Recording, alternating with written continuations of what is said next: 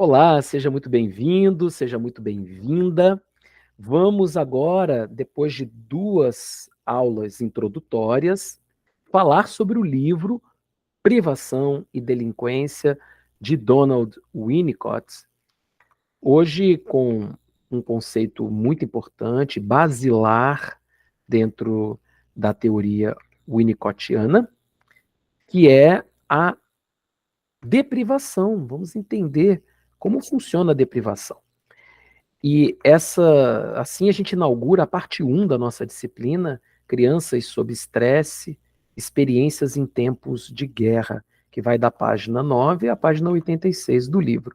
Mas antes eu quero conversar com vocês um pouco sobre o que estimulou o Winnicott a criar essa teoria da deprivação e também da privação, da tendência antissocial e da delinquência juvenil. O Winnicott, ele viveu os horrores da guerra junto com o povo inglês. O povo inglês era muito firme em seus propósitos e não recuou, mesmo bombardeado sistematicamente, vendo suas capitais sendo bombardeadas pela Blitz nazista.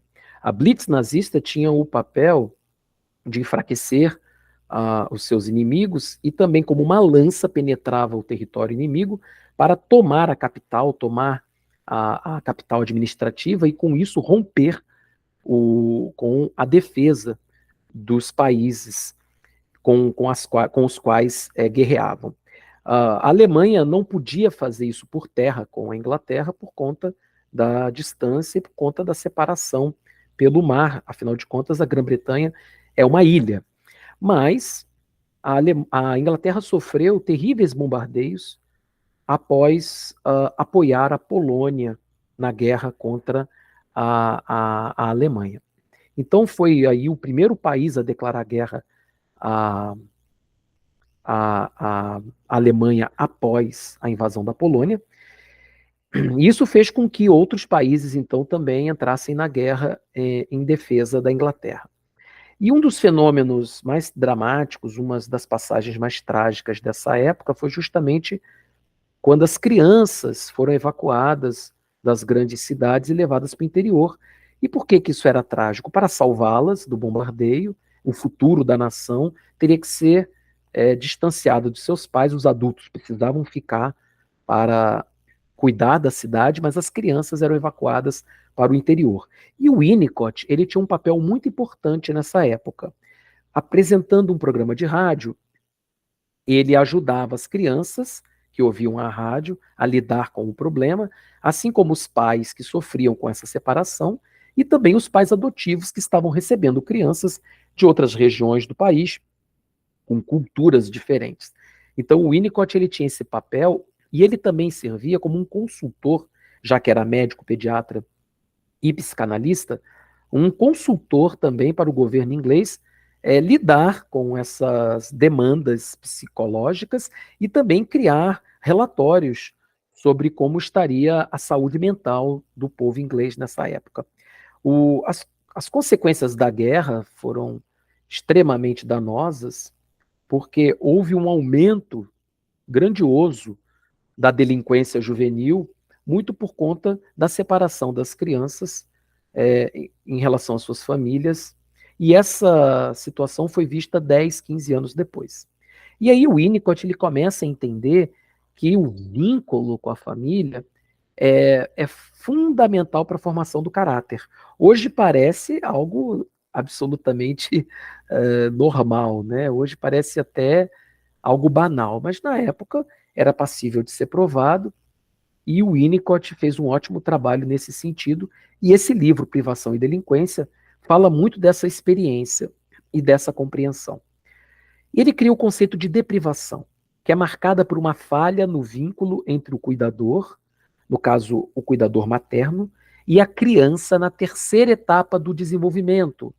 Lembra qual é a terceira etapa do desenvolvimento? A gente falou disso na outra aula. É a fase da independência relativa que a criança começa a experimentar a partir dos 3 anos. E também é uma etapa que ela tem que já desenvolver a própria autonomia, e muitas vezes isso acontece sob protestos da criança. Então, a deprivação, ela vai acontecer quando há uma falha no vínculo, principalmente na época em que a criança tinha, vamos dizer assim, já tinha uma ideia de como era o cuidado, de como é bom pertencer a alguém, tá? Lembra da primeira etapa do desenvolvimento, que é a etapa de uma, de uma relação de dependência absoluta da criança com a mãe? Essa fase é uma fase que a criança, então, vivencia de forma proveitosa, tá? E quando chega na terceira etapa do desenvolvimento, a etapa da independência relativa, a criança, então, sente que há uma falha no vínculo. Sempre vai haver algum distanciamento do cuidador materno, mas a criança sente, então, que há uma falha no vínculo, que há um rompimento, uma ruptura, tudo bem? E ela passa a entender que perdeu algo bom. Observa que o fenômeno de desamparo vai ser representado por um evento real, morte, separação parental, como é o caso das crianças afastadas de seus pais durante a guerra, né? A questão de escassez, a questão, às vezes, de um problema social ou um problema de saúde mental dos pais, o nascimento de um irmãozinho. Vários fenômenos podem acontecer para a criança entender que houve uma falha ali, que houve um afastamento desse cuidador materno nessa fase, então, de independência relativa. Pode ser um evento real, como eu disse, ou pode ser um sentimento psíquico da própria criança. E aqui há uma diferença entre o que é realidade material e realidade psíquica. Realidade material é aquilo que se constitui na realidade, com testemunha, é material, é factual, é palpável. A realidade psíquica é uma realidade muito particular, muito própria da criança. Tá?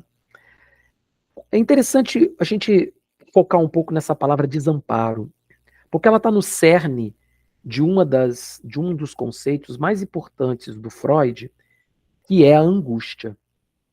Em 1933, Freud entende que a angústia é um sinal emitido pelo ego quando o sujeito, não independe a idade, quando o sujeito ele está se sentindo desamparado, porque as simbologias que ele criou, que dão sustentação ao eu, estão falhando e as excitações que ele tem não podem ser, então, explicadas através dessas simbologias. Ele se sente desamparado, porque o eu, o discurso que diz respeito ao eu, é muito criado na relação com a mãe, principalmente na primeira infância. E aí o que acontece? Se eu tenho excitações que não podem ser explicadas pelas simbologias que eu criei a partir da minha vida com a minha família, com a sociedade, com a cultura, eu sinto angústia, eu me sinto desamparado. E a tendência do ego é recalcar essas excitações. Ou eu amplio o campo simbólico, ou eu recalco as excitações, tudo bem? Então, a criança que passa pela deprivação, ela está experimentando um ambiente que já não é tão bom quanto aquele que ele sentia que tinha antes. O bebê que experimentou um ambiente suficientemente bom na etapa da dependência absoluta, ao crescer, se dá conta de que perdeu essa regalia. Então ele sente o desamparo. E o desamparo, como nós já vimos na literatura freudiana, pode ser muito angustiante, porque te aproxima de um eu real que você desconhece, que é um eu descolado do simbólico da mãe. Passa a emitir, então, um sinal de esperança de que venha a redescobrir aquela experiência boa anterior à perda. Vou voltar ao conceito para a gente entender. Na primeira fase, que é a dependência absoluta, a criança experimenta um cuidador que engolfa, que é o mundo do bebê.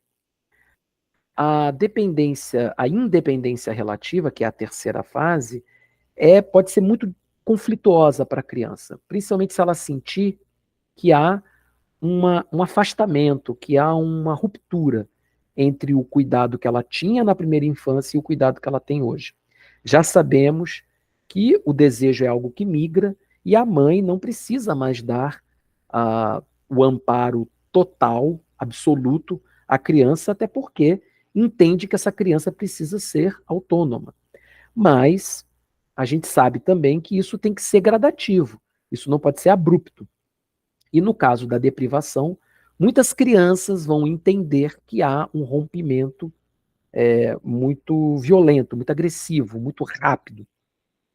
Isso pode acontecer por fenômenos reais ou pode acontecer apenas no entendimento da criança, ou seja, pode ser uma realidade material, com fatos, com testemunhas, como pode ser uma realidade psíquica, baseada apenas num sentimento da criança.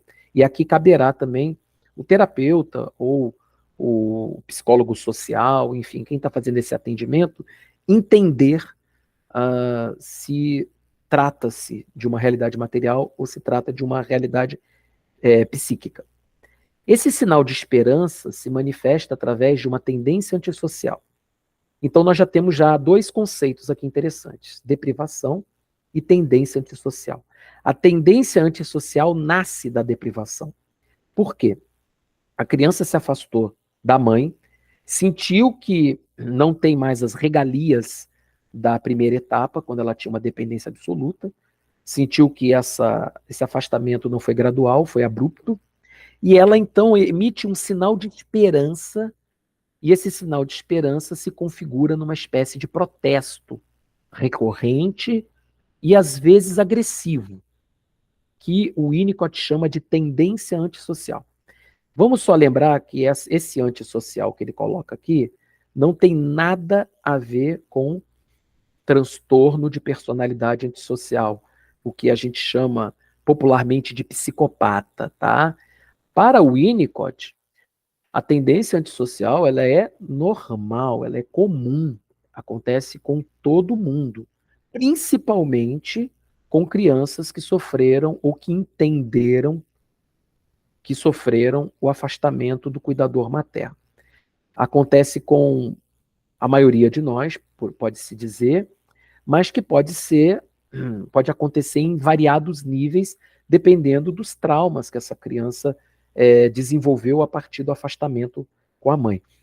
Vocês podem imaginar que se toda Londres foi evacuada e as crianças tiveram que se separar de seus pais, você pode imaginar que isso se tornou um problema de Estado, né? A deprivação se tornou algo extremamente perigoso em termos sociais. Para Winnicott, todas as dissociações ocorridas na infância e na adolescência devem ser encaradas como sintomas normais. Winnicott é um defensor dos direitos das crianças.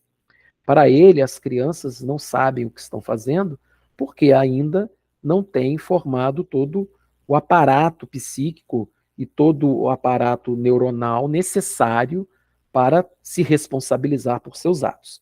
Então, eles não devem ser tratados, tendências antissociais não devem ser tratadas com punições conforme acontece com os adultos, mas uma punição específica e educativa. A tendência antissocial é uma resposta, então, à deprivação. O sentimento de afastamento da mãe, a mudança de relação com a mãe, que antes era carinhosa, antes dava todo o apoio e agora já não dá mais esse apoio, já não se mostra tão carinhosa, tão afetiva, tão participativa, vai gerar então essa necessidade da tendência antissocial.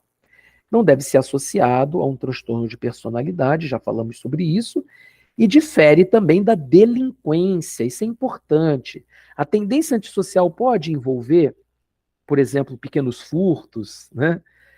Pequenas atitudes que poderiam ser consideradas criminosas? Sim, mas tem diferença com a delinquência, porque não há gozo, não há a criminalidade como objetivo fim. Tá? Ela é feita para chamar atenção. Ela é feita na forma de uma denúncia de que algo errado está acontecendo com ela, com a criança. Vamos entender melhor o conceito de deprivação. Vem do inglês deprivation. E é interessante porque o tradutor que nos traduziu o livro, ele vai dizer que não tem palavra em português para deprivation. Então ele inventa uma palavra, deprivação. É um neologismo, tá? Refere-se à perda de algo que já existiu, normalmente o cuidado materno. Difere-se da privação, pois não está associada a uma inexistência de vínculo ou isolamento dos cuidados maternos, mas de uma sensação de isolamento ou de desamparo experimentado por conta de diferentes fatores, reais ou psicológicos. Importante lembrar que privação está mais ligada à escassez, está mais ligada à falta de cuidado, à falta de vínculo, o que cria muitos problemas, cria muitas questões psicológicas, pode criar muitos vazios, muitas indiferenças, né? Mas aqui nós estamos falando de deprivação. Deprivação é quando a criança ela teve algum zelo, algum cuidado, teve uma mãe suficientemente boa e sente, por fatores reais ou psíquicos, sente que perdeu esse apoio materno. Tá? Fatores causadores da deprivação. Nascimento de um irmão mais novo, que vai tirar dele a regalia do cuidado da mãe, né? Ou pelo menos a primazia do cuidado da mãe emergencial. A castração normal, mal processada pela criança. Então, as crianças elas são castradas no sentido psicológico da palavra. Elas passam pela castração desde muito bebê. O Lacan vai dizer que a primeira castração acontece na primeira infância, quando você é bebezinho, e precisa lidar com o fato de que sua mãe não ama apenas você, ama também outras coisas. Trabalho, emprego, marido, outros filhos, esportes. Então a criança já vive uma primeira castração que o Lacan chama de em nome do pai, que é quando a criança ela vai ser chamada a, a uma primeira forma de autonomia, as primeiras palavras, aprender a andar, tudo isso remonta a uma autonomia e para isso ela vai ter que abrir mão de algo, que é esse cuidado permanente da mãe, tá? E nós temos aquela castração já tradicionalmente descrita por Freud, quando a criança desenvolve a sexualidade dela e coloca à prova essa sexualidade focando o desejo dela para o pai ou para a mãe, dependendo da criança, e vai ser então castrada no seu desejo, porque vai aprender que existem regras sociais. Durante o Édipo, ela é obrigada a aprender que existem regras e fatores sociais que precisam ser levados em consideração. Ou seja, não é apenas o desejo, mas também tem que ser levado em conta o hiperativo moral, né? Então, a castração pode ser também mal processada pela criança e pode ser entendida como falta de cuidado, falta de apoio, falta de vínculo. Uma mudança repentina da rotina da mãe ou da própria criança também pode gerar esse desconforto. A criança, ao entrar no maternal, por exemplo, ali com os 3 aninhos, ou começar a mãe a trabalhar e ter que se afastar dessa criança por um longo tempo durante o dia, isso também pode ser causador de estresse e, ao mesmo tempo, de um entendimento de perda de algo que era bom, o que leva, então, ao conceito de deprivação. Rompimento do laço por diversos motivos, inclusive morte, separação parental, mudança na capacidade de cuidado ou terceirização dessa capacidade. A mãe, então, sofreu um acidente, não pode mais pegar a criança no colo, né? Ou essa mãe, então, por algum motivo, foi substituída, né? Ou esse cuidador materno, que não necessariamente a mãe, mas uma babá, que é substituída por outra babá, e a criança então sente que houve um prejuízo nessa troca, né? Afastamento por doença, separação ou morte. Tá aqui dois livros para que vocês pesquisem, tá? Perdão, um documentário e um livro, tá? O documentário se chama O Começo da Vida, está na Netflix, se eu não me engano, você também encontra em outros lugares, e fala muito de como é importante nós cuidarmos termos um olhar sobre a criança nos primeiros anos de vida dela.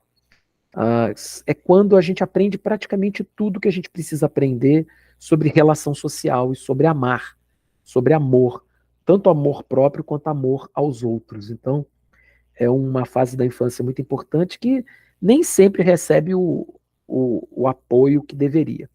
E eu trago um livro meu, A Marca de uma Rosa, onde eu conto uma situação de deprivação, que é real, uma história real, de Rosa Muniz Gonçalves, que assina a história junto comigo, ela que foi me analisando e me permitiu escrever sobre a história dela, uma história de rupturas com uma família, de rupturas com uma mãe amorosa e a vivência de uma nova experiência de vida a partir dos 5 anos de idade, o que criou uma marca permanente no caráter dela. É uma história linda, cheia de mistérios, que eu gostaria que vocês conhecessem, publicada pela editora Coralina. Vamos passar um dever de casa divertido? O que vocês acham? Porque estudar, gente, tem que ser divertido também, né? Aliás, eu adoro estudar, né? Eu adoro pegar novos conceitos, aprender sobre eles, relacionar com conceitos de outros autores, discutir, debater, dialogar. Então, estudar é sempre muito gostoso, né? Pobre do homem que já sabe tudo. Não existe nada mais vazio do que um homem cheio de si mesmo. Então, a gente precisa aprender novas coisas e estar aberto para novidades. Vocês conhecem esse desenho? É o Rei Leão. Tem um filme da Disney, um longa-metragem, ganhou muitos prêmios. E o Rei Leão, ele tem as músicas do Elton John, ele é baseado numa história de Shakespeare, que eu acho que a maioria de vocês conhece, que é Hamlet, e faz também uma provocação ali em relação a outra história de Shakespeare, que é Rei Lear, Rei Leão, enfim.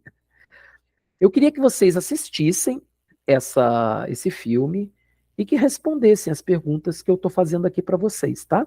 Não precisa enviar isso para mim, não. Só se quiser, vai ser bem-vindo, tá bom? Mas façam esse exercício para vocês mesmos, para vocês saberem se vocês estão entendendo a matéria. E, claro, se quiserem encaminhar para a gente, também é bem-vindo. Você é capaz de localizar uma situação de deprivação na história do Rei Leão? Como Simba, que é o personagem principal da história, aparentemente lida com o problema da deprivação que ele sofre. O que o motiva a vencer seus medos no final da história? Quais foram os eventos capazes de ajudá-lo a entender melhor seus traumas? De que maneira você se reconheceu nessa história? Eu acho que esse último item é o mais importante de todos. Obrigado por assistir. Próxima aula, ainda na primeira parte da nossa disciplina, enfocaremos no conceito de privação. Falamos de deprivação, agora vamos falar de privação. E faremos as comparações com o conceito de deprivação. E faremos um estudo de caso também, porque nós precisamos nos sentir motivados com essa teoria tão bonita do Winnicott, né? Aqui estão os meus contatos, caso vocês queiram falar comigo, entrar em contato comigo, será um prazer conhecê-los. Eu vou me despedindo por aqui, agradecendo a presença de todos, agradecendo a audiência e me coloco à disposição para dúvidas. Um forte abraço e até nosso próximo encontro.